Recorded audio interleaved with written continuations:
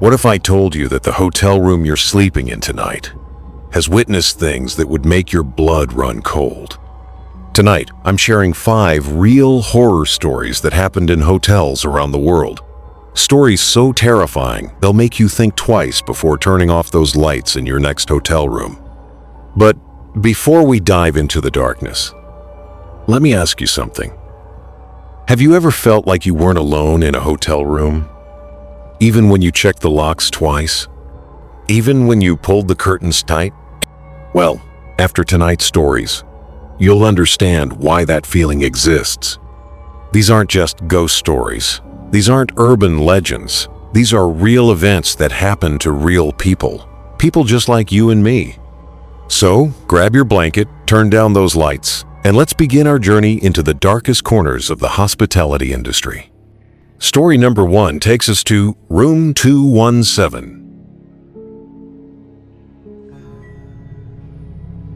Sarah Matthews thought she was getting the deal of a lifetime. A 5-star hotel in downtown Chicago for just $60 a night. What she didn't know was that some deals come with a price that money can't measure. It was a cold October evening in 2019. Sarah had just finished a brutal job interview and all she wanted was a hot shower and a good night's sleep. The Grand Victorian Hotel looked perfect from the outside. Elegant, classic, the kind of place where nothing bad could ever happen. Or so she thought. The lobby was surprisingly empty for a Friday night. Just Sarah, the night clerk, and the sound of her heels clicking against the marble floor. The clerk was a thin man with pale skin and dark circles under his eyes. When Sarah asked about the great rate, he just smiled and said, "Room 217 has been available." The way he said available should have been her first warning. But Sarah was tired. She took the key card and headed to the elevator. As the doors closed, she caught a glimpse of the clerk watching her. His smile had vanished. Room 217 was on the 2nd floor, at the end of a long, dimly lit hallway. The carpet was thick and red, the kind that swallows the sound of footsteps. Sarah's room was the last door on the left. She slid the key card. Green light. Click. The door opened. The room was beautiful. Antique furniture, a 4-poster bed, and a window that looked out onto the busy street below. Everything seemed perfect. Almost too perfect. Sarah set her bag down and immediately noticed something strange. The air in the room was ice cold, even though the heater was running. She checked the thermostat. 72 degrees. But the room felt like a freezer. She decided to take that hot shower she'd been dreaming about. But when she turned on the water, it came out ice cold. No matter how long she waited, it never warmed up. Frustrated, she called the front desk. The phone rang, and rang, and rang. No answer. Sarah was exhausted, so she decided to just go to bed. She pulled back the covers and climbed in. The sheets were so cold they felt damp. But within minutes, exhaustion took over, and she fell into a deep sleep. That's when the nightmare began. Sarah woke up at exactly 3:17 a.m. She knew the exact time because the digital clock on the nightstand was glowing red in the darkness. But she wasn't alone. There was a woman standing at the foot of her bed. Sarah's heart stopped. The woman was wearing a white dress that seemed to glow in the darkness. Her hair was long and black, hanging down over her face. She wasn't moving, just standing there, watching. Sarah tried to scream, but no sound came out. She tried to move, but her body wouldn't respond. She was completely paralyzed, trapped in her own body, while this thing stared at her. The woman slowly lifted her head. What Sarah saw next will haunt her forever. The woman had no face. Where her features should have been, there was just smooth, pale skin. No eyes, no nose, no mouth, just nothing. Sarah finally found her voice and screamed. The sound echoed through the room, and instantly the woman vanished. Sarah jumped out of bed and ran to the light switch. She flicked it on, flooding the room with warm yellow light. Nothing. The room was empty, but the temperature had dropped even more. She could see her breath in the air. She grabbed her phone to call someone, anyone, but there was no signal, 0 bars. Sarah spent the rest of the night huddled in the bathroom with all the lights on, waiting for sunrise. When morning finally came, she packed her bag and ran to the front desk. A different clerk was working, a friendly older woman with kind eyes. "How was your stay in room 217?" the woman asked with a smile. "Terrible," Sarah said. "There was a woman in my room, a woman in white with no face." The smile vanished from the clerk's face. She looked around nervously, then leaned closer. "You saw her too?" she whispered. "Two?" Sarah's blood ran cold. "What do you mean, two?" The clerk hesitated, then spoke in a hushed tone. "Room 217 has been problematic. The woman you saw, her name was Margaret Chen. She was staying in that room 15 years ago when she took her own life." Sarah felt sick. "Why didn't anyone tell me?" "We're not supposed to talk about it. Bad for business. But Margaret, she never left. Guests report seeing her almost every night, always at 3:17 a.m. That's when it happened." Sarah was shaking now. "But why doesn't she have a face?" The clerk's voice dropped to barely a whisper. "The method she chose. It damaged her face beyond recognition. They say she's looking for someone to take her place. Someone to stay with her forever." Sarah ran out of that hotel and never looked back. But the story doesn't end there. 3 months later, Sarah received a phone call. It was the hotel. The same thin, pale clerk from that night. "Miss Matthews," he said in that same eerie voice, "Margaret has been asking for you. She says she's lonely. She says she's been waiting." Sarah hung up immediately and blocked the number. But every night at exactly 3:17 a.m., her phone rings. The caller ID always shows the same thing: room 217. She's never answered, and she never will. But sometimes, late at night when she's trying to sleep, Sarah swears she can feel someone watching her from the foot of her bed. Someone in white. Someone with no face. Someone who's still waiting.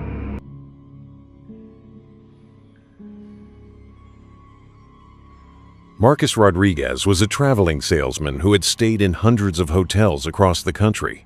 He thought he had seen everything, until he checked into the Grandview Hotel in Portland, Oregon, and discovered that some elevators don't take you where you want to go. It was late March 2020, right when the world was shutting down. Marcus had one last business trip before everything changed forever. The Grandview Hotel was nearly empty, which should have been his first clue that something wasn't right. The hotel was old, really old. Built in 1923, it had that classic Art Deco style that Marcus usually loved. But something about this place felt different. Wrong. He checked in at the front desk, where a nervous young woman handed him his key card. "You're in room 712, she said without making eye contact. 7th floor. Marcus noticed her hands were shaking as she handed him the card. "Is everything okay?" he asked. She looked up at him with wide, frightened eyes. Just use the stairs. Don't take the elevator, especially not after midnight." Marcus laughed. "I'm on the 7th floor. I'm not walking up 7 flights of stairs." The woman grabbed his wrist. Her grip was ice cold. "Please, I'm serious. Use the stairs." But Marcus was tired, and his knees weren't what they used to be. He thanked her and headed to the elevator bank. As he walked away, he heard her whisper, "I tried to warn you." The elevator arrived immediately when he pressed the button. The doors opened with a soft ding. revealing an interior that looked like it hadn't been updated since the 1920s. Brass fixtures, dark wood paneling, and a strange smell that Marcus couldn't identify. He stepped inside and pressed the button for the 7th floor. The doors closed. But instead of going up, the elevator went down. Marcus watched the floor indicator above the doors. 1, B, B2, B3. The basement levels kept going. B4, B5, B6. What the hell? Marcus pressed the button for the 7th floor again. Nothing happened. He pressed the button for the lobby. Nothing. He pressed every button on the panel. The elevator kept descending. B7, B8, B9. Marcus began to panic. He had never heard of a building with this many basement levels. He pressed the emergency button. No alarm sounded. He tried to pry open the doors. They wouldn't budge. B10, B11, B12.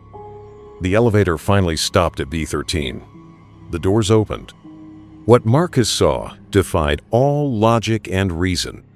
He was looking at a hotel corridor that stretched as far as the eye could see.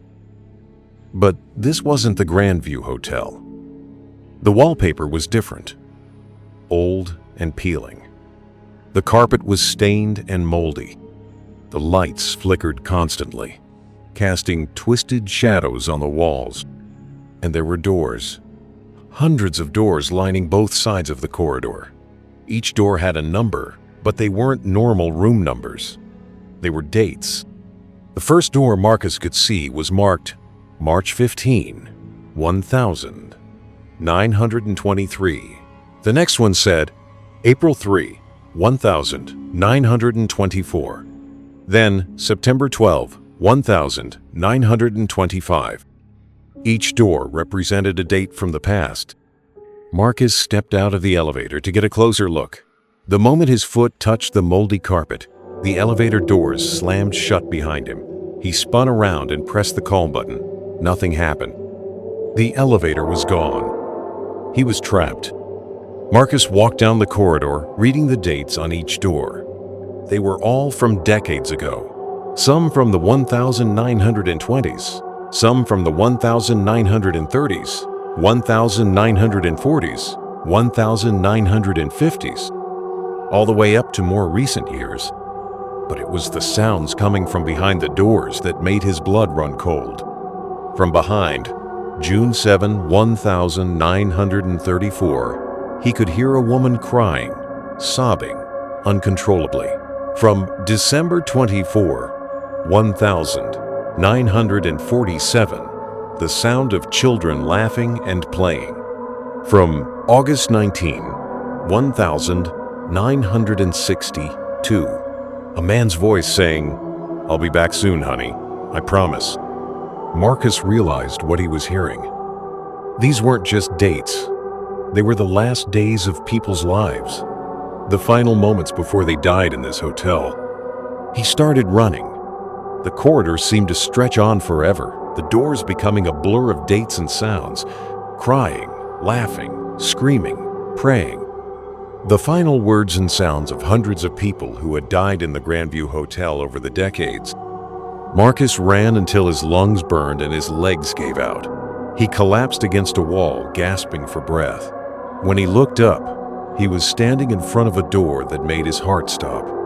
The door was marked March 23, 2020, today's date. The door was slightly open, and warm light spilled out from inside. Marcus could hear something that made him feel sick. It was his own voice, talking on the phone to his wife. "Yeah, honey, I'm at the hotel now. I'll be home tomorrow. I love you too." It was the phone call he had made just an hour ago. Marcus pushed the door open and stepped inside. He was looking at an exact replica of room 712, the room he was supposed to be staying in. But sitting on the bed was a figure that made him scream. It was himself, but not himself. This version of Marcus was pale and thin, with hollow eyes and a mouth that hung open in a silent scream. The figure turned to look at him, and spoke in his own voice. "You shouldn't have taken the elevator," it said. "Now you're stuck here forever, just like the rest of us." Marcus ran. He ran back down the corridor, past all the doors with their dates and their sounds of death. He ran until he found another elevator at the far end of the hall. He pressed the call button frantically. The doors opened immediately. Marcus jumped inside and pressed every button for the upper floors. The elevators started moving up. B12, B11, B10. As the elevator rose, Marcus could hear something that chilled him to the bone. From somewhere in the shaft above him, he could hear his own voice calling out, "Help me!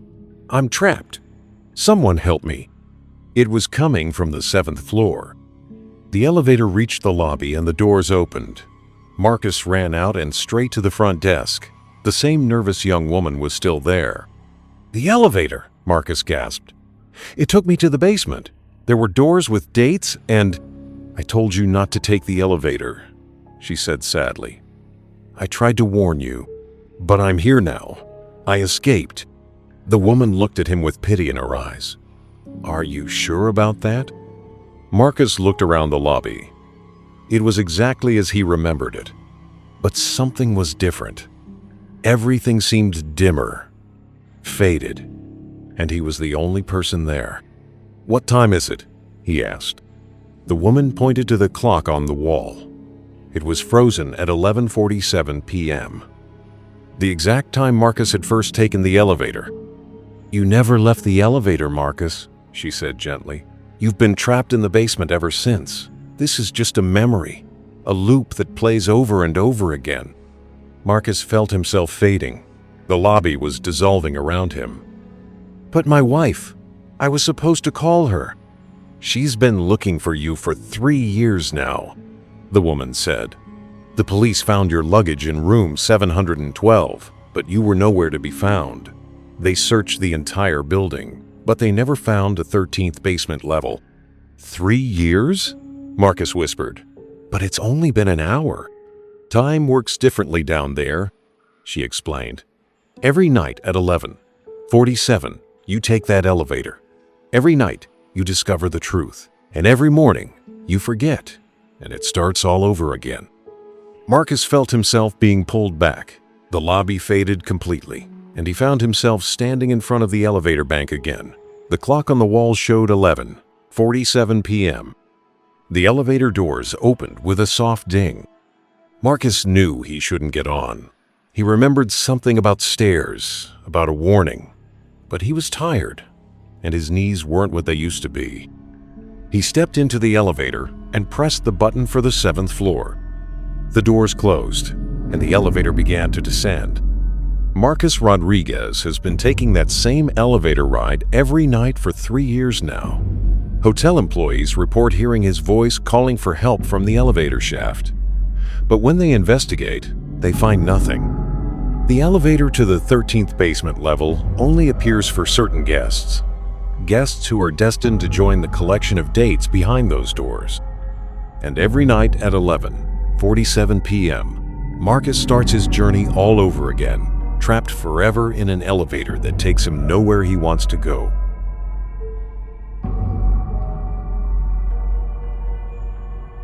Jennifer Walsh was an interior designer who traveled frequently for work. She had an eye for detail and a memory for faces. That's why what happened to her at the Riverside Inn in Salem, Massachusetts was so terrifying.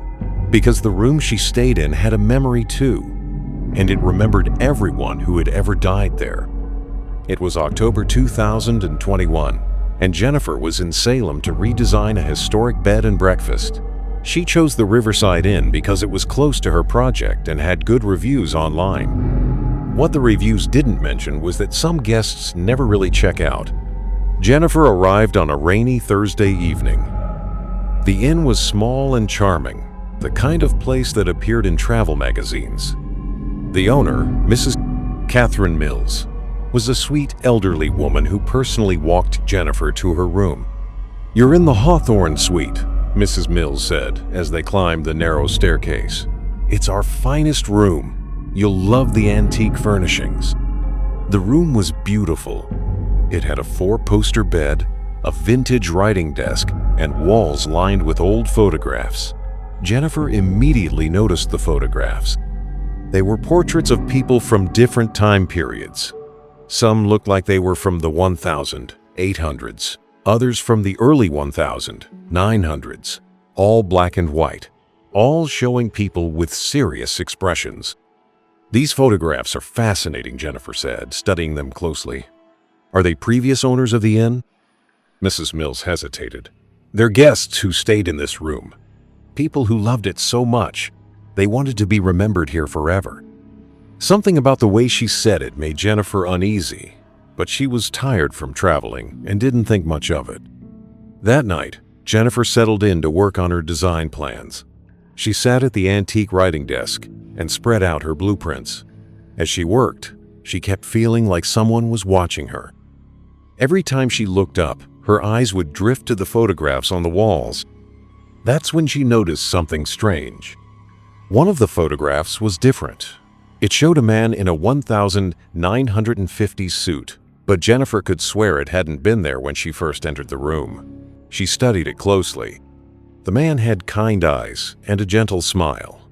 At the bottom of the frame was a small brass nameplate that read, "Robert Chen, October 15, 1953.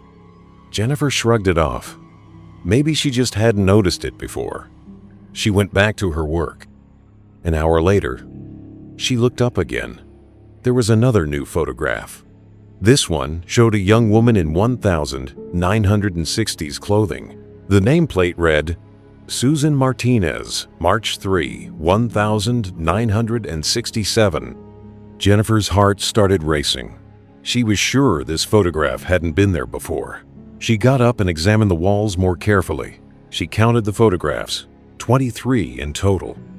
She made a mental note of each one and went back to work, but she kept glancing at the walls. Something was definitely wrong. At midnight, Jennifer decided to call it a night, but as she was putting away her papers, she heard something that made her freeze. Typing. The sound was coming from the writing desk, but Jennifer wasn't typing. She looked at the desk and saw something impossible. There was an old typewriter on the desk that definitely hadn't been there before, and it was typing by itself. The keys were pressing down on their own, spelling out a message. Jennifer watched in horror as words appeared on the paper. "Welcome to our room, Jennifer. We've been waiting for you." Jennifer backed away from the desk, but the typewriter kept typing. "Don't be afraid. We just want to talk. We've been so lonely." Jennifer ran to the door and tried to open it. The handle wouldn't turn. She was locked in. She spun around and saw that more photographs had appeared on the walls.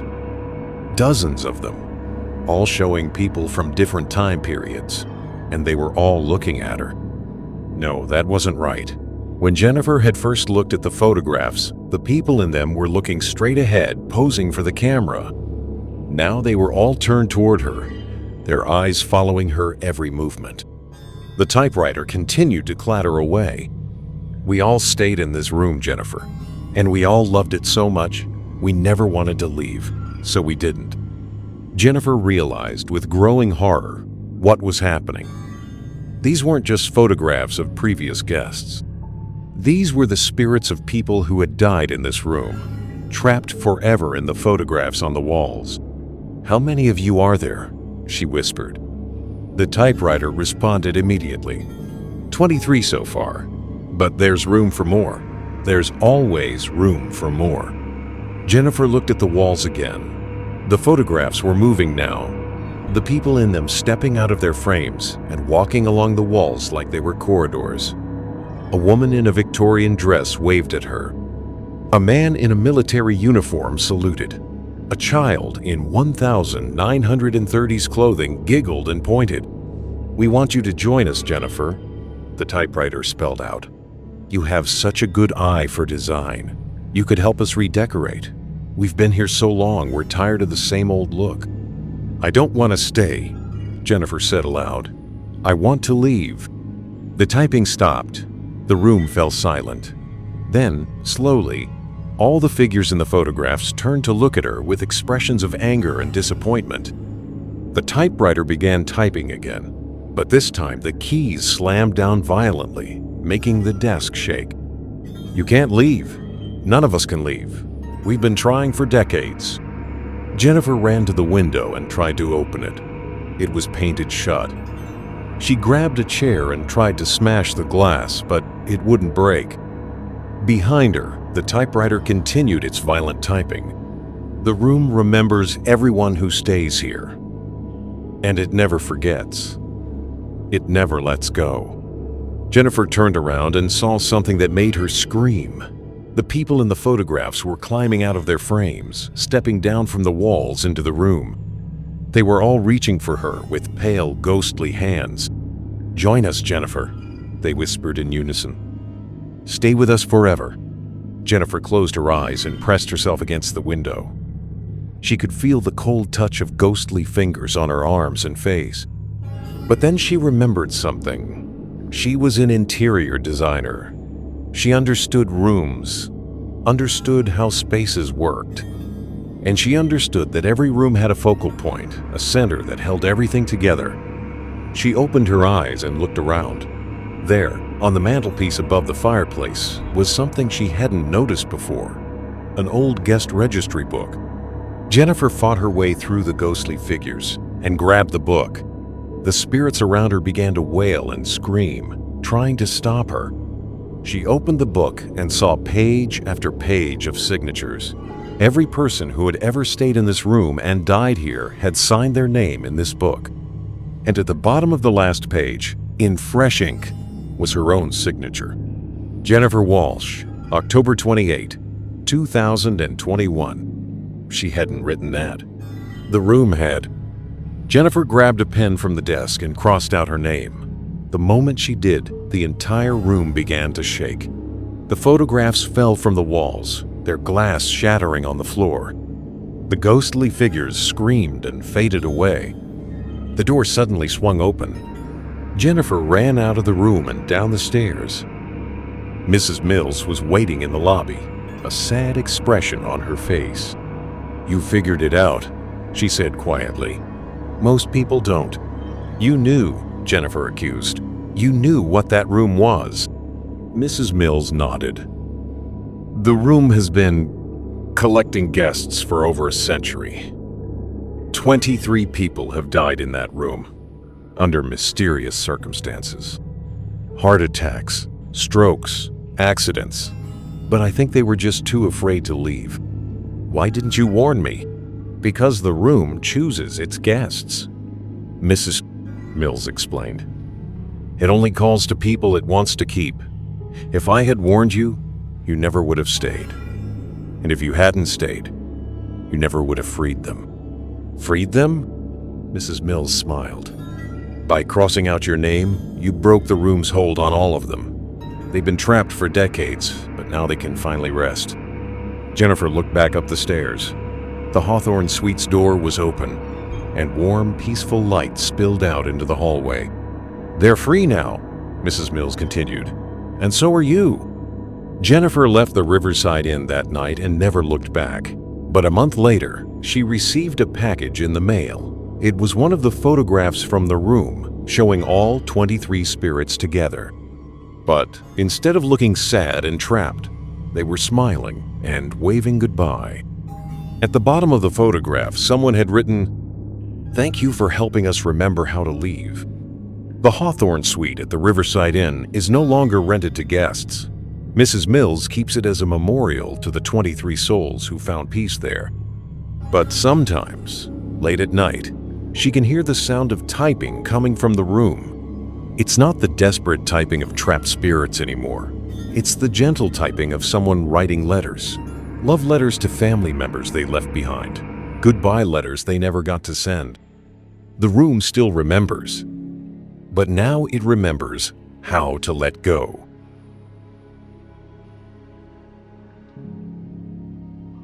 David Park thought he had the perfect job, night manager at the prestigious Grandmont Hotel in downtown Boston.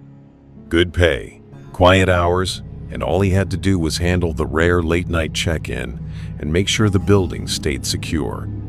What David didn't know was that he wasn't the only one working the night shift. David started the job in September 2022. The Grandmont was a luxury hotel that catered to business travelers and wealthy tourists.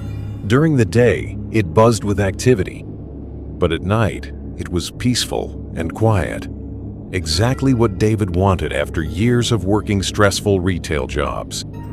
His supervisor, Mr. Harrison, was a stern man in his 60s who had worked at the hotel for over 30 years. The night shift is simple, Mr. Harrison explained on David's first day. Check in any late arrivals, handle any guest complaints, and do security rounds every 2 hours. Just walk through all the floors and make sure everything is secure. Sounds easy enough, David said. Mr. Harrison's expression grew serious. There's one more thing. If you encounter Mr. Blackwood during your rounds, just nod politely and continue on. Don't try to talk to him. Don't ask questions. Just acknowledge him and move on. Who's Mr. Blackwood? He handles special situations.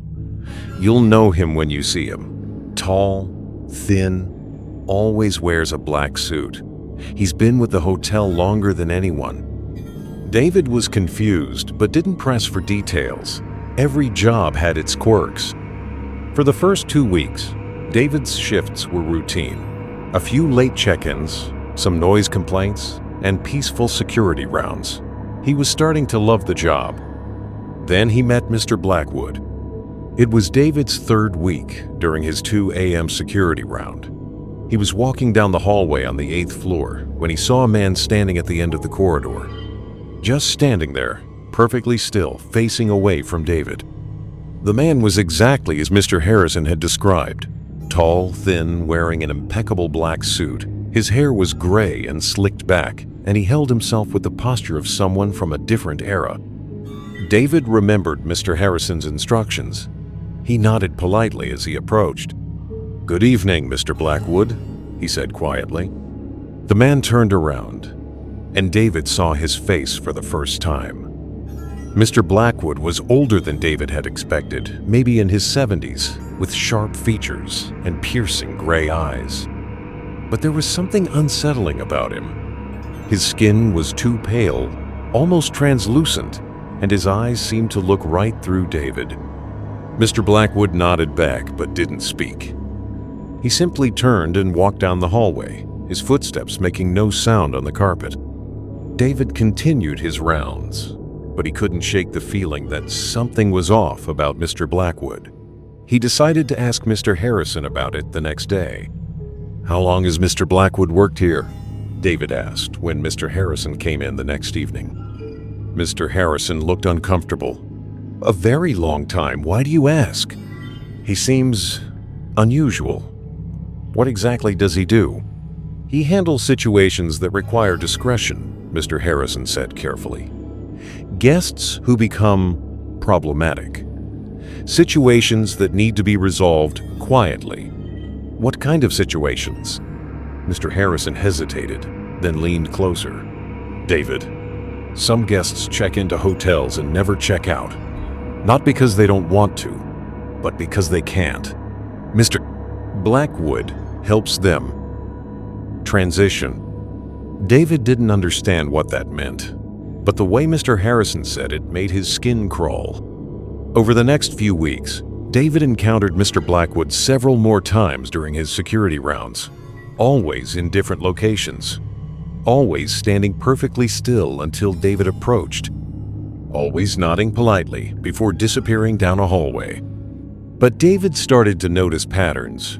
Whenever he saw Mr. Blackwood, there would be a disturbance on that floor the next day. A guest would complain about strange noises, or housekeeping would report that a room felt unusually cold, or maintenance would be called to fix lights that flickered for no reason. David began to suspect that Mr. Blackwood wasn't handling guest problems. He was handling guests who had become problems, permanently. The truth came to light on a cold October night. David was doing his 4 a.m. security round when he heard something that made him freeze. Screaming. Someone was screaming for help from somewhere above him. David ran to the stairwell and climbed to the 9th floor. The screaming was coming from room 917. David had his master key card and was trained to enter guest rooms during emergencies. He opened the door and saw something that would haunt him forever.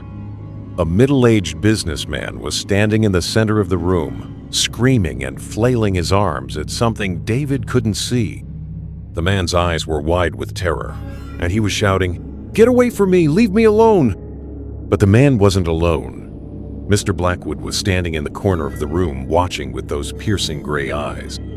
"Mr. Blackwood?" David called out. "What's happening here?" Mr. Blackwood turned to look at David, and for the first time, he spoke. His voice was like ice. "Mr. Henderson is checking out," he said simply. "But he's terrified. What are you doing to him?" "I'm helping him understand that his time here is over." David looked at the businessman, Mr. Henderson, who was still screaming and swinging at invisible threats. Then David noticed something that made his blood run cold. Mr. Henderson was translucent. David could see right through him to the wall behind. "He's already dead, isn't he?" David whispered. Mr. Blackwood nodded. "Heart attack, 3 hours ago." But he doesn't want to accept it. Some guests resist the transition. They cling to their rooms, to their lives. It's my job to help them let go. David watched in horror as Mr. Henderson gradually became more and more transparent until he finally faded away completely. The room fell silent. "How long have you been doing this?" David asked. "Since 1953, Mr. Blackwood replied. "I was the night manager then, just like you. I died of a heart attack during my shift, right here in this hotel. But I couldn't let go. I loved this job too much." David's hands were shaking. "You're dead too." "I've been dead for 70 years, Mr. Blackwood confirmed. "But the hotel needed someone to handle guests like me. Guests who die here but refuse to move on. So I stayed. I became the permanent night manager for the departed." "But Mr. Harrison, he knows about you." "Of course. Every day manager has known about me for decades. They hire living night managers to handle the living guests. I handle the dead ones." David backed toward the door. I can't do this job knowing what I know now." Mr. Blackwood studied him with those cold gray eyes. "That's your choice." "But David, you've seen me now. You've spoken to me. You're part of this world, whether you like it or not." "What does that mean?" "It means you're sensitive to the presence of the departed. That's rare among the living. It's why Mr. Harrison hired you. He could sense it in you during your interview." David ran out of room 917 and straight down to the lobby. He grabbed his things and headed for the exit. But Mr. Harrison was waiting for him. "You met one of Mr. Blackwood's guests," Mr. Harrison said. It wasn't a question. "You knew this would happen. You knew what this job really was." Mr. Harrison sighed. "David, the Grandmont Hotel is over 100 years old. Hundreds of people have died here over the decades. Heart attacks, accidents, old age. Most move on peacefully, but some don't. They need help. Then hire a priest, hire an exorcist. Don't trick people into taking this job." "It doesn't work that way," Mr. Harrison explained. "The dead don't listen to priests. They listen to hotel staff. They understand authority, routine, rules. Mr. Blackwood can help them because he speaks their language." David was heading for the door when Mr. Harrison called out to him. "If you quit, who's going to help Mr. Blackwood? He can't handle both the living and the dead guests alone. The living ones are your responsibility." David stopped. "What happens if I just leave?" "The dead guests will start trying to interact with the living ones. They'll become confused, desperate. They'll frighten people. The hotel will develop a reputation for being haunted." Eventually, we'll have to close. David thought about all the employees who would lose their jobs, all the living guests who would be terrorized by desperate dead ones. This isn't fair, he said. No, Mr. Harrison agreed.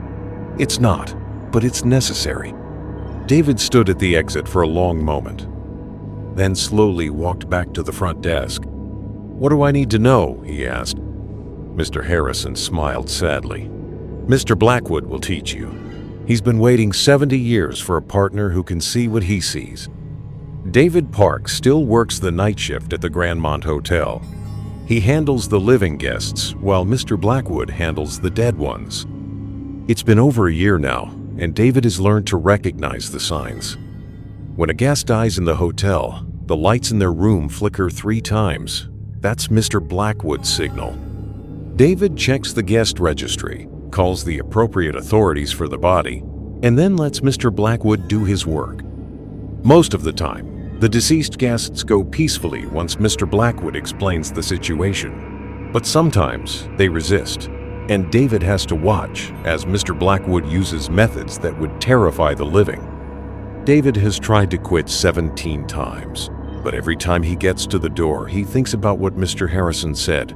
Someone has to help the dead find peace. Someone has to protect the living from the desperate spirits who don't understand they're gone.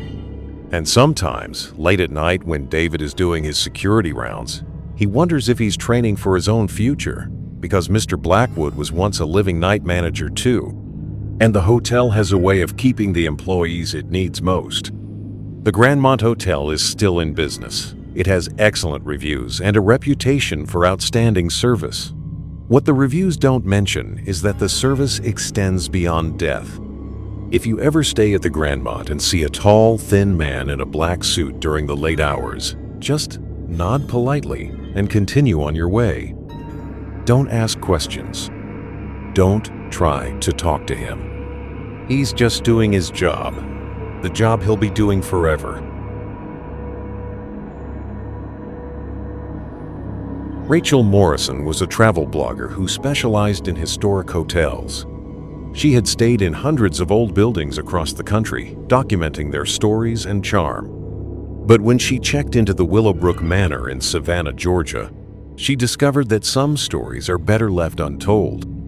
The Willowbrook Manor was built in 1847 as a private mansion before being converted into a hotel in the 1920s. Rachel was excited to explore its history and write about its antebellum architecture. What she didn't know was that the hotel's most important story was hidden behind a door that should never be opened. Rachel arrived on a humid August evening in 2023. The hotel was beautiful, with Spanish moss hanging from ancient oak trees and a wraparound porch that belonged in a movie. The owner, Mrs. Elizabeth Hartwell, greeted Rachel personally. "Welcome to Willowbrook Manor," Mrs. Hartwell said with a warm Southern accent. "You're in the Magnolia Suite on the 3rd floor. It has the best view of the gardens." As they walked through the hotel, Rachel noticed something odd. On every floor, there was one door that looked different from the others. While all the guest room doors were painted white with brass numbers, these doors were dark wood with no numbers at all, and they all had multiple locks. "What are those rooms used for?" Rachel asked as they passed one on the 2nd floor. Mrs. Hartwell's smile faltered slightly. "Storage, old furniture and such. Nothing interesting." But Rachel was a professional researcher. She knew when someone was hiding something. That night, Rachel settled into her room and began researching the hotel's history online. What she found was troubling. Over the past century, several guests had disappeared from the Willowbrook Manor. They would check in, but never check out. Their belongings would be found in their rooms, but the guests themselves were never seen again. The disappearances always followed the same pattern. The missing guests were always solo travelers. They were always writers, artists, or researchers. People who asked too many questions about the hotel's history. People exactly like Rachel. She decided to investigate the mysterious locked doors. At 2 a.m., when the hotel was quiet, Rachel crept out of her room and made her way to the second floor. The locked door was at the end of the hallway, partially hidden in shadow. Rachel examined the locks. There were 5 of them, all different types. Old skeleton key locks, modern deadbolts, even a chain lock. It was as if someone had added more security over the decades, trying to keep something inside, or trying to keep someone out. Rachel pulled out her lock-picking tools. As a travel blogger, she had learned many useful skills, including how to get into places she wasn't supposed to be. The first lock was easy, an old skeleton key lock that opened with just a few seconds of work. The second was harder, but Rachel was patient. One by one, she worked through all 5 locks. Finally, the door was ready to open. Rachel turned the handle and pushed. The door opened with a creak that seemed impossibly loud in the quiet hallway. Inside was not a storage room. It was a perfect replica of a hotel room from the 1920s. Everything was exactly as it would have been a century ago. The furniture, the wallpaper, even the clothes hanging in the closet. But everything was covered in dust, as if it had been abandoned for decades. On the bed was an open suitcase with clothes neatly folded inside. On the writing desk was a fountain pen and sheets of paper covered in handwriting. A woman's handwriting. Rachel approached the desk and read the papers. They were diary entries, written by someone named Margaret Sinclair. August 15, 1923. I have arrived at the Willowbrook Manor to research my book about southern plantations. The owner, Mr. Hartwell, has been most accommodating. He has given me access to all the historical documents I need. August 18, 1923. I have discovered something disturbing in the documents. This plantation was not just a cotton farm. It was part of the Underground Railroad, but not in the way one might think. The Hartwells were not helping slaves escape. They were capturing escaped slaves and returning them for the reward money. August 22, 1923. Mr. Hartwell knows that I have learned the truth. He has asked me not to include these details in my book. He says it would ruin the family's reputation. I told him that history cannot be hidden. August 25, 1923. Someone tried to enter my room last night. I have moved furniture against the door. Mr. Hartwell insists I am imagining things, but I know what I heard. I am going to leave tomorrow. August 26, 1923. I cannot leave. My door will not open. The windows are painted shut. I am trapped in this room. Miss Hartwell says it is for my own protection, but I know the truth. He cannot let me leave with what I know. The final entry was written in shaky handwriting. September 3, 1923. I am so hungry, so thirsty. No one brings me food anymore. I think they are waiting for me to die. When I am gone, they will say I simply left without checking out. No one will look for me. No one will know what really happened here. I am writing this in the hope that someday someone will find it and tell my story. Rachel's hands were shaking as she read the final words. Margaret Sinclair had been murdered by the hotel owners to keep their family's secret hidden. And now you know too. Rachel spun around. Mrs. Hartwell was standing in the doorway, but she looked different. Older, colder. Her warm southern charm had vanished. Mrs. Hartwell, you were just doing exactly what Margaret Sinclair did 100 years ago, Mrs. Hartwell interrupted, asking questions, digging into things that should stay buried. Rachel tried to push past her, but Mrs. Hartwell blocked the doorway. You can't leave now, dear. Not with what you know. You can't just keep me here. People will look for me. Mrs. Hartwell smiled, but it was a cold, cruel smile. Will they? You're a solo traveler. You blog about remote locations. Your readers are used to you disappearing for weeks at a time. By the time anyone realizes you're missing, it'll be too late." Rachel looked around the room desperately. That's when she noticed something that made her blood run cold. There were other suitcases under the bed, other belongings scattered around the room. This wasn't just Margaret Sinclair's room. It was the room where all the missing guests had been kept. "How many?" Rachel whispered. "Over the decades, dozens. Writers, researchers, journalists, people who learned too much about the Hartwell family history. This room has been their final stop." Rachel realized she was looking at a century of murder. The Hartwell family had been killing guests for over 100 years to protect their reputation. "But I'm not going to die like them," Rachel said, pulling out her phone. "I'm going to record everything and upload it to the cloud. Even if you kill me, the truth will come out." Mrs. Hartwell laughed. "That room has no cell service, dear. We made sure of that decades ago. Lead-lined walls. Your phone is just an expensive paperweight now." Rachel looked at her phone. No signal. "Now, you're going to stay here quietly while we decide what to do with you," Mrs. Hartwell said. "Maybe you'll be reasonable. Maybe you'll agree to keep our family secrets in exchange for your life." Mrs. Hartwell stepped out of the room and began locking the 5 locks from the outside. Rachel threw herself against the door, but it was solid wood and wouldn't budge. She was trapped, just like Margaret Sinclair and all the others. But Rachel was smarter than Mrs. Hartwell gave her credit for. Before entering the room, she had set her phone to automatically upload photos to her cloud storage every 5 minutes. Even without cell service, the phone would sync as soon as it detected Wi-Fi. And Rachel remembered seeing a fire escape outside the 3rd-floor window of her actual room. She looked around Margaret's room and found what she was looking for. In the closet was a rope that Margaret had tried to use to escape. Rachel tied it to the bed frame and opened the window. It was painted shut, but 100 years of humidity had weakened the paint.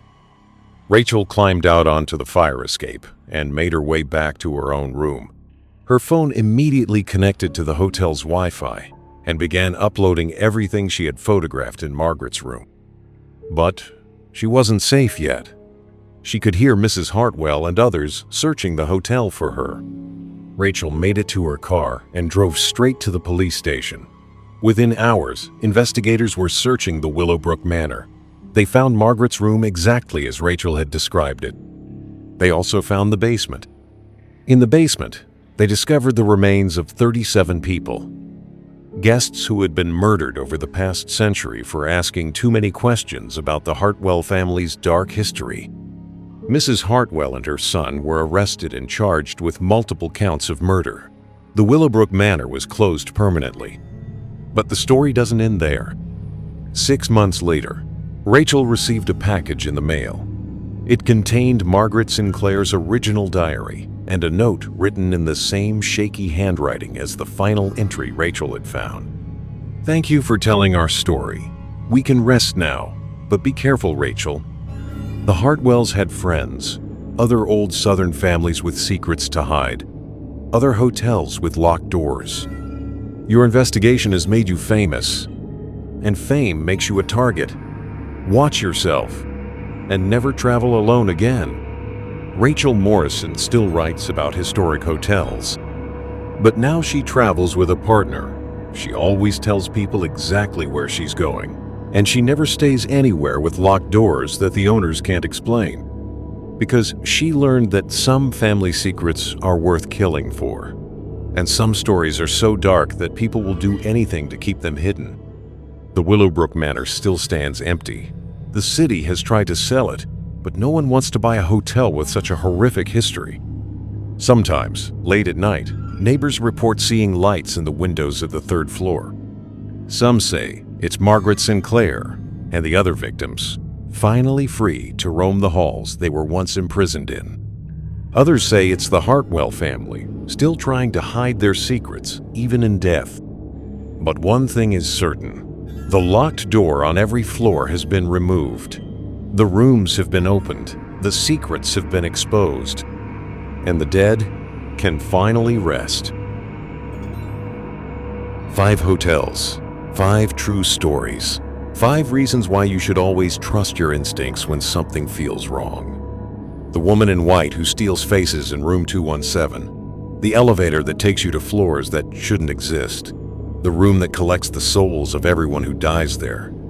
The night manager who helps the dead check out forever.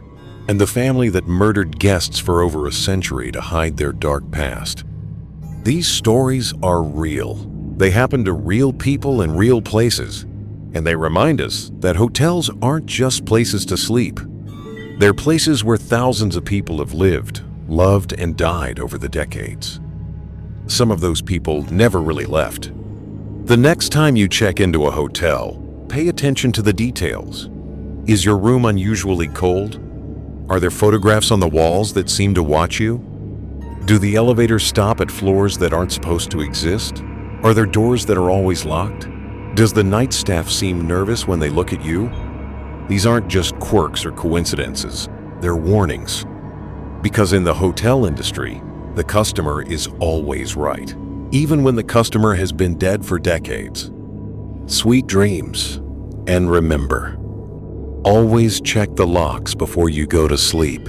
You never know who might have the other key. If you made it through all 5 stories without sleeping with the lights on tonight, you're braver than most. But don't get too comfortable. Tomorrow night, you might be staying in a hotel room with its own dark history. And you'll never know until it's too late. This has been 5 true scary hotel horror stories. Thank you for staying with us through the darkest hours of the night. Now try to get some sleep if you can. If these stories made your skin crawl, like the video, it tells the algorithm you survived. Subscribe and turn on the bell. We drop new nightmares regularly. Share with someone brave, or someone who thinks they are. Comment below, we want to know what you would have done. Some stories don't end when the lights come on. This is Dread Dynasty. We'll see you in the next scare.